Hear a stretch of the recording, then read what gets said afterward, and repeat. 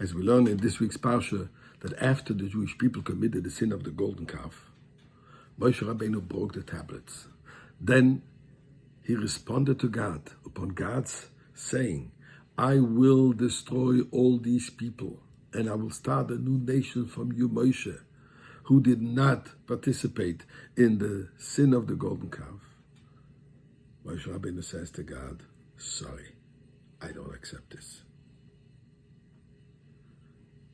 Tiso chatosam, you should forgive them. And if not, if you will not forgive them, and you're going to carry out what you're saying you're going to do, take me along with them. But not just physically.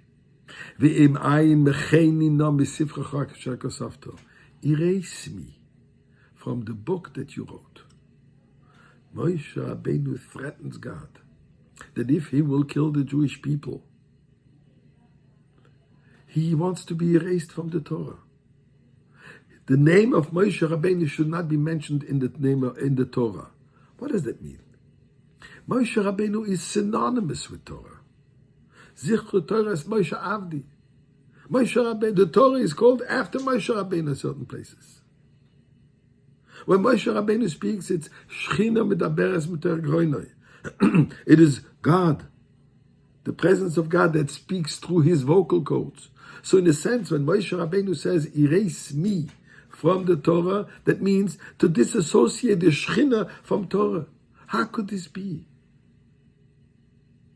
The whole world exists on Torah. Torah is an integral part of God. How can Moshe Rabbeinu even suggest such a thought? So the Rebbe explains in the Sikha, Moshe Rabbeinu learned from the best. He learned from God himself. There's a biblical command, which Rambam brings in Hilchos Yesod HaTorah, the prohibition of erasing God's name. As the Rambam says, anybody who erases, who destroys one of the names of God, gets lashes. Because it says in the Torah, in Deuteronomy it says, do not do this, erasing God's name. This should not be done to God. You erase the idols, but not God's name. And therefore, as we know, we're very careful when we write even the word God in English. We write G.D or G apostrophe D. So, because when we're going to throw it out, it wouldn't be thrown out God's name. Or in Hebrew, when we start the letter, we write Baruch Hashem, be God be blessed. So we write it in abbreviation and so forth. We're always very careful to make sure that God's name written can be erased or not. There's a whole discussion if it's permitted to do it on the computer.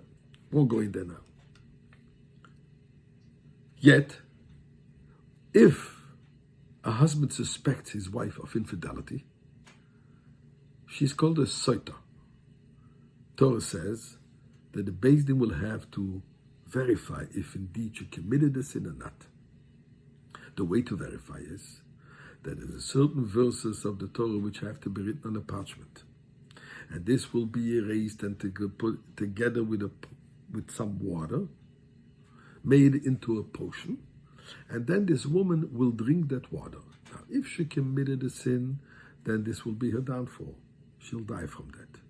If she did not commit a sin, and she was suspected for no reason,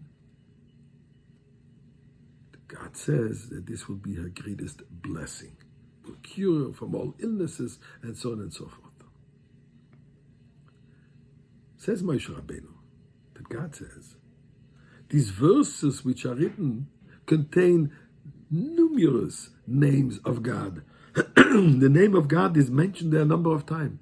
Yet, says God, to save a marriage of one couple, I'm willing to erase my name.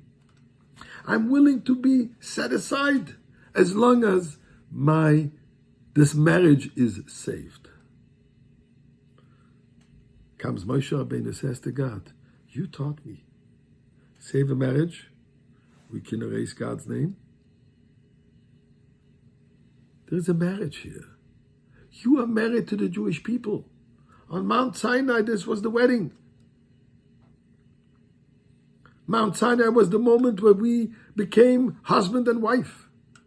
A unit, a phenomenal unification. You can't just discard your wife like this. You just can't divorce your wife like this. You cannot just destroy your wife like this. Need be, erase my name. Just like you do.